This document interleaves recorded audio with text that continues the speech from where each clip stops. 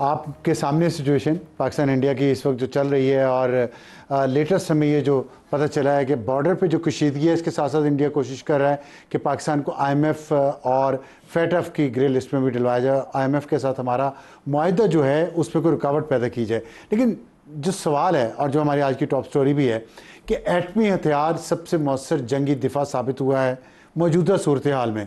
आप साबिक वज़ीर-ए-आज़म के तौर पे क्या समझते हैं? आप नेशनल सिक्योरिटी कमेटी की मीटिंग्स को भी चेयर करते रहे हैं, आपके पास सारी इन्फॉर्मेशन है। आप बताएंगे ये वाकई एटमी हथियार ने डिटरेंस का रोल सही प्ले किया इस बार? नहीं, देखिए, एटमी हथियार होता ही डिटरेंस है। ये जब अमेरिका और सोवियत यूनियन था वहाँ भी डिटरेंस था, अटैक का नहीं है। अटैक तो दोनों ख़त्म हो जाते हैं ना। ठीक है, तो उसके जो असरात हैं वो इतने गहरे और इतने ज़्यादा होते हैं, फिर कोई मुल्क भी जंग की नहीं सोच सकता।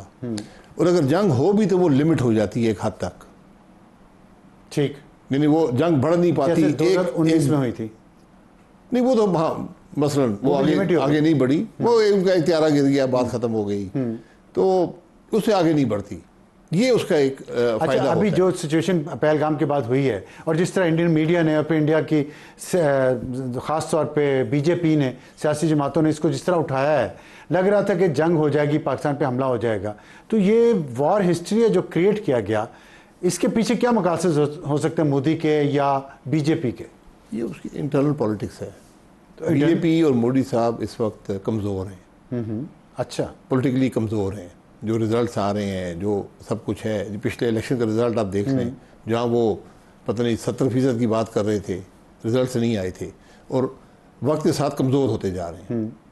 तो ये एक तरीका है, वहाँ पर भी ये माल बिकता है, एंटी पाकिस्तान का रेटरिक क्रिएट कर दें। आपको याद है लास्ट टाइम भी इलेक्शन में ये हुआ था, 19 वाला वाक़या बिल्कुल एन इलेक्शन के वक्त हुआ था।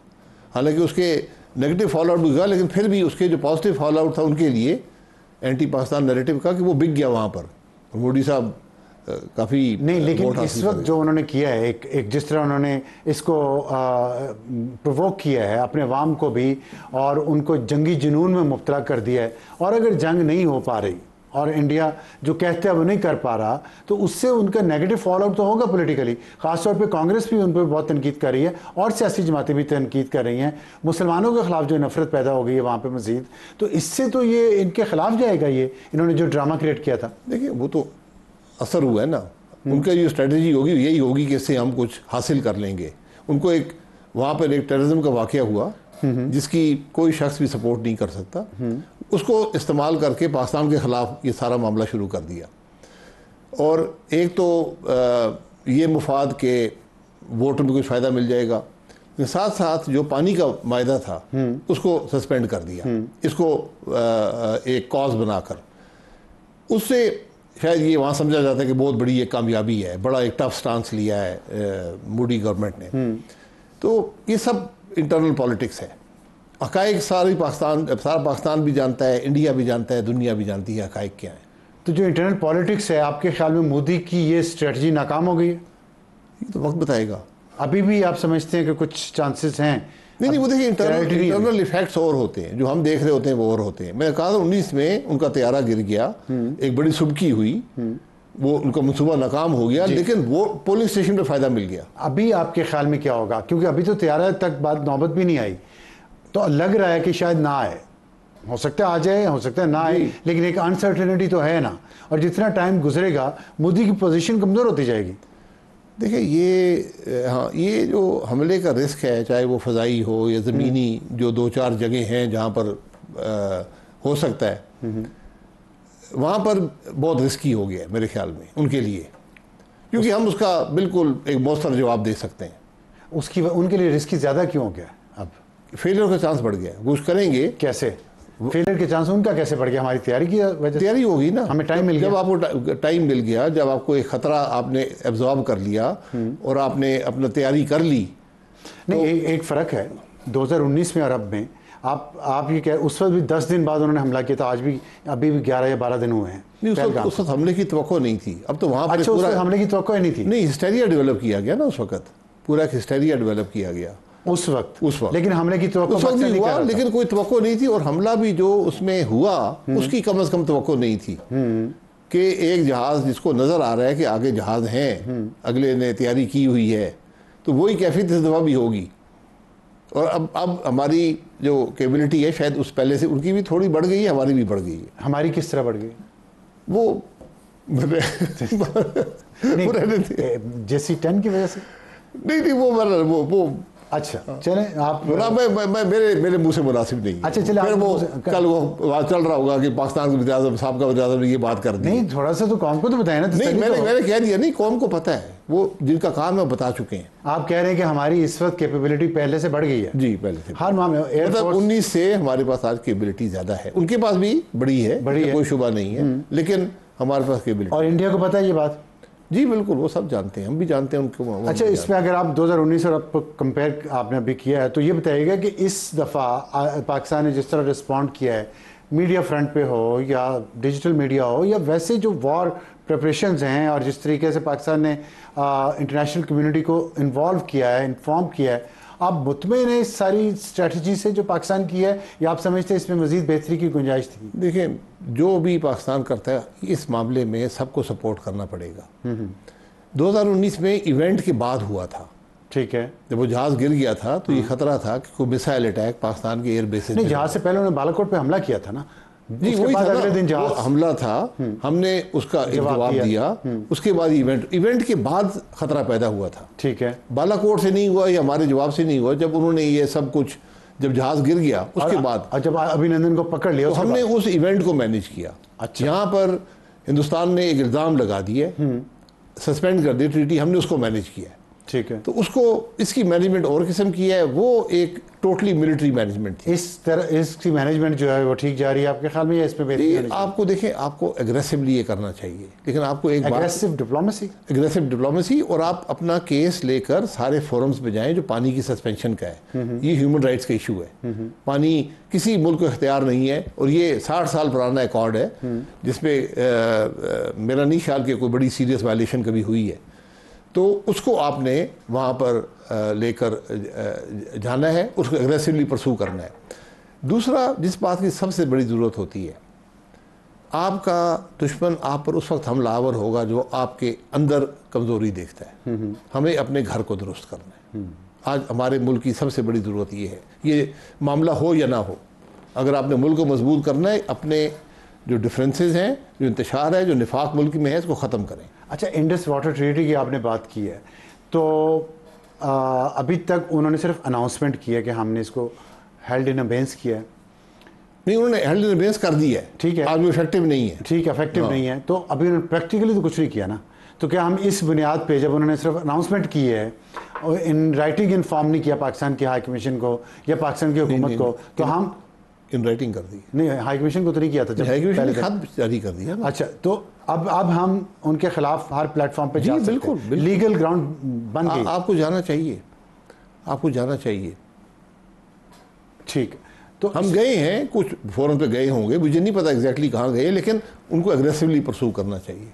ठीक, अपने दोस्तों से बात करनी चाहिए, उस मामले को आगे बढ़ाना चाहिए। वो तो देख रहे हैं हम कि मुसलसल जी, ठीक है, इंटरनेशनल से हो रही है बात। तो आपके ख्याल में इंडिया जो है इसमें जो चाइना का रोल रहा है इस वक्त, जो चाइना ने सबसे पहले बयान चाइना ने दिया कि हम पाकिस्तान के साथ खड़े हैं, उसके बाद अमेरिका का बयान भी आया, प्रेसिडेंट ट्रंप ने कहा कि दोनों आपस में तय कर लेंगे। उसने कहा ये तो 1000 साल पुराना, बल्कि 1500 साल पुराना इशू है। इन दोनों फैक्टर्स ने इंडिया को मजबूर किया है कि वो अपनी स्ट्रेटजी को रीथिंक करे।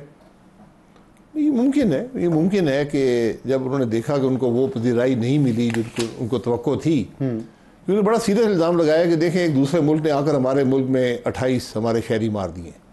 सीरियस इल्ज़ाम है, हम भी लगा सकते थे, हमारे भी फौजी शहीद किए गए, ये जो जाफर एक्सप्रेस, बाकी भी मामलात होते रहते हैं यहाँ पर हमारे शहरी, हमारे फौजी शहीद होते हैं, हम भी लगा सकते थे, कोई ऐसी बात नहीं थी। और वहाँ पर शायद कुछ शहादतें मिल भी जाएँ कि वहाँ पर फंडिंग या हथियार वहाँ दिया गया, वहाँ पर कुलभूषण भी गिरफ्तार हुआ था। तो लेकिन हमने जिम्मेदारी का सबूत दिया, उस मामले को वहाँ पर नहीं लेके गए, हमने बात ज़रूर की। लेकिन हिंदुस्तान ने तो प्योरली अपने इंटरनल पॉलिटिकल मामलात के लिए इस मामले को इस्तेमाल किया है। अच्छा, 2019 में जब ये वाक़या हुआ इंडिया और पाकिस्तान का, बालाकोट वाला और अभिनंदन का, उसके बाद इन्होंने आर्टिकल 370 जो है उसको चेंज कर दिया अपने आइन का, और कश्मीर की वैली का स्टेटस उसने बदल दिया। अब आप क्या समझते हैं कि उस वक्त पाकिस्तान ने ना कोई उस पर इफेक्टिवली एहतजाज किया, ना कोई और काम किया? आपके ख्याल में अब कश्मीर के का जो स्टेटस है डिजोर जिसे कहना चाहिए या डिफेक्टो, वो बदल गया है या वही आर्टिकल 370 के बाद जो इंडिया ने तब्दीली उसमें की थी? देखिए, उन्होंने आर्टिकल बदल दिया। मेरी नज़र में हमारा रिस्पांस कमज़ोर था।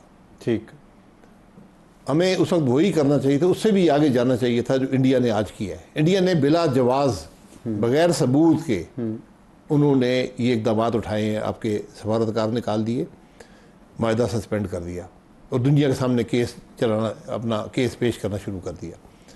आपके पास एक वाज़े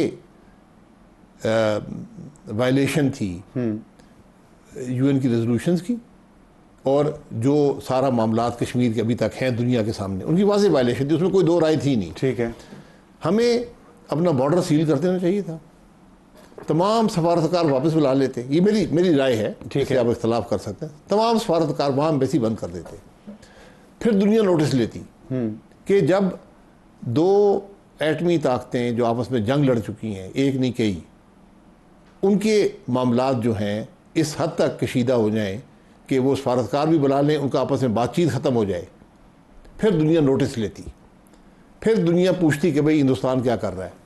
तो ये मेरा हमेशा इस बारे में ये मौक़िफ़ रहा है। नहीं तो उस वक्त फिर आपके ख्याल में ये बड़ी जो बातें आप कर रहे हैं आसान बातें हैं ना, ये कोई रॉकेट साइंस तो है नहीं, तो आपके ख्याल में उस वक्त की क़यादत ने ये क्यों नहीं किया? ये उनकी अपनी सोच है, मैं उसे इख्तलाफ नहीं कर सकता। उनकी सोच थी, इख्तलाफ करना तो आपका हक है। मेरा ख्याल देखिए, आपका सख्ती से आपको बहुत सख्त स्टांस लेना चाहिए था। तो गलती की ना, कमज़ोरी समझे, गलती समझे, जो भी है। तो क्या ये इस वक्त हम समझ सकते हैं कि उस गलती की करेक्शन हो रही है या हो जाएगी या हो सकती है? नहीं हो सकती। देखिए, इस दफ़ा तो इंडिया ने इकदाम नहीं तो कर लिए ना, आप तो उसका जवाब दे रहे हैं, लेकिन एक दफ़ा कश्मीर का मसला तो फिर आ गया ना फोर फ्रंट पे। अब क्या पाकिस्तान यूनाइटेड नेशन में ना आया ना, कश्मीर का मसला तो ना आया। अब आप तो यही बात कर सकते हैं कि वो रेजोल्यूशन इंप्लीमेंट हो सकते हैं जी। उस वक्त इंडिया ने एक जारहाना कदम कश्मीर के मामले में उठाया था 19 में। आज इस बात को 6 साल हो गए। आज उस पर बात करने पे आपको वो पजीराई नहीं मिलेगी, ये आप ज़रूर करें, मैं ये नहीं कहता कि इसको ये खारिज बहस है। नहीं, लेकिन एक आप प्रैक्टिकली अगर आप देखें तो सिचुएशन तो वही होगी ना जो 2019 में थी। अब कश्मीर में जो टूरिज़्म था वो ख़त्म हो गया, वहाँ पे जो इन्वेस्टमेंट वो लेके आ रहे थे, वहाँ लोगों को लाके बसा रहे थे इंडिया पूरे से, वो सारा प्रोसेस रुक गया। तो उससे फ़र्क तो पड़ा है ना प्रैक्टिकली ऑन द ग्राउंड। आज उस वक्त जारहाना कदम जो था वो इंडिया का था। आज इंडिया मजलूम की सूरत में मौजूद है कि उसके शहरी के कत्ल हुए, वो हम पे इल्ज़ाम लगाता है। तो आज हम जवाब दे एक किस्म का अपना मौक़िफ़ दे रहे हैं कि भाई हमारा इससे ताल्लुक़ नहीं है, ये अपनी इंटरनल पॉलिटिक्स के लिए कर रहे हैं। उस वक्त एक वाज़े जारियत हिंदुस्तान ने खुल्लम खुल्ला की थी, वो एक आइनी जारियत थी या लीगल डिप्लोमेटिक जारियत थी या लीगल जारियत थी। उस वक्त हमें सख्ती से उसका एक जवाब देना चाहिए। इस तनाज़ुर में अब आप क्या मशवरा देंगे साबिक़ वज़ीर-ए-आज़म के तौर पे मौजूदा हुकूमत को, ताकि पाकिस्तान के मफादात को ज़ख्म न पहुँचे? नहीं, आप अपना केस परसू करें। देखिए, आज इशू है जो बॉर्डर ट्रीटी सस्पेंड हुई है, वहाँ इंडिया डिफेंसिव पे है, ठीक है, वहाँ पे आप उसको परसू करें कि भाई ये देखें, ये एक ऐसा मुल्क है जो अवाम से पानी छीनना चाहता है। एक 60 साल का माहिदा तोड़ उसने सस्पेंड कर दिया है, यानी टूट गया ना, बहुत ऑपरेटिव नहीं है माहिदा, चाहे उसके सराहत हो या ना इमीडिएट। और साथ साथ आप कहें कि देखिए हमारे मुल्क में वाक़यात होते हैं, हमारे पास सबूत भी हैं हिंदुस्तान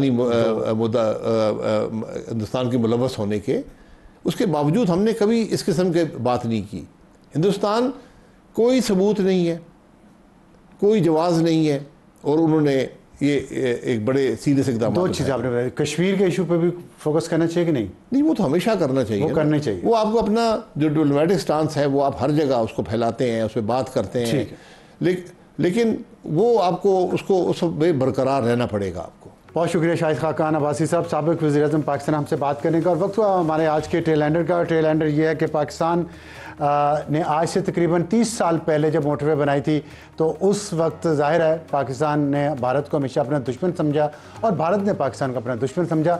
तो जो मोटरवे बनाई गई उसके ऊपर ख़ास तौर पे प्लानिंग की गई कि जो जंगी तैयारे हैं वो भी उतर सकें, और वो आज तक पाकिस्तान को उसका एडवांटेज भी है। आप देख चुके होंगे मुख्तलिफ औकात में कि पाकिस्तान की JF-17, मिराज 2000 और कुछ चंद एक बार F-16 तैयारे भी मोटरवे की ऊपर मुख्तलिफ जगहों पर उतर चुके हैं। लाहौर इस्लामाबाद मोटरवे पे भी ये है और इस्लामाबाद पेशावर मोटरवे पे भी ऐसी पट्टी मौजूद है जहाँ पे जंगी तैयारे उतर सकते हैं, क्योंकि इन केस के अगर सरप्राइज़ करना हो दुश्मन को तो यहाँ से तैयारे उड़ाए भी जा सकते हैं और लैंड भी किया जा सकते हैं। इसी को देखते हुए इंडिया ने भी अब इसको फॉलो किया है और वहाँ गंगा एक्सप्रेस जो उत्तर प्रदेश में है, जिसकी लंबाई 594 किलोमीटर है, अंडर कंस्ट्रक्शन है, वहाँ पे इंडियन राफेल तैयारों ने उतरने की कोशिश की जो नाकाम हुई और जिसका फुटेज आजकल चल रहा है, आपने भी शायद देखा हो।